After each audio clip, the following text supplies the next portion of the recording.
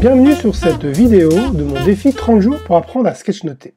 Si vous découvrez mon défi par cette vidéo, je vous invite à visionner les vidéos précédentes sur la chaîne YouTube Apprendre est un voyage. Vous pourrez y découvrir notamment ce que sont les sketchnotes et pourquoi il est intéressant de les utiliser. Aujourd'hui, j'ai réalisé un sketchnote sur l'étape 6 qui traite des couleurs. Je vous rappelle que j'utilise le guide du sketchnoteur débutant de Béatrice Lhuillier et que je partage avec vous mon apprentissage. Rappelons rapidement les étapes précédentes qui sont la définition des objectifs, le spectre du verbal au visuel de Doukneil, le choix du matériel, les formes de base, le dessin des personnages. Je vous présente donc ce que j'ai appris pour cette 6e étape, l'utilisation des couleurs. Bien que l'on puisse faire des sketchnotes avec une seule couleur, les couleurs vont servir à regrouper les informations, enjoliver et créer du relief. Béatrice Lhuillier, dans son guide, nous propose 4 façons, illustrées par 4 exemples, d'utilisation des couleurs. La première consiste à utiliser 3 couleurs, le noir, ainsi que 2 couleurs, que l'on choisira de préférence à l'opposé dans le cercle chromatique, par exemple du jaune et du bleu.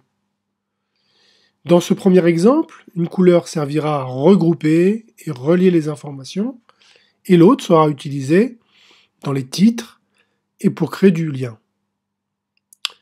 Dans le deuxième exemple, on n'utilise que 2 couleurs, le noir et une autre couleur, très souvent le rouge, mais cela peut être du bleu ou du vert.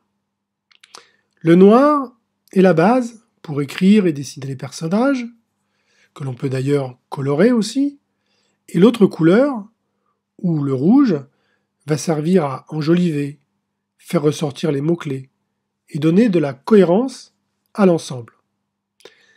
Dans le troisième exemple, la couleur ici, le rouge, est utilisée pour les ombres portées et les ombrages.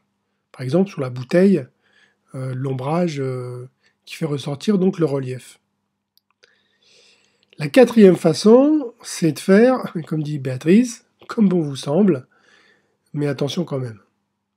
Voilà, pour terminer cette partie, dans le guide, on va trouver une référence.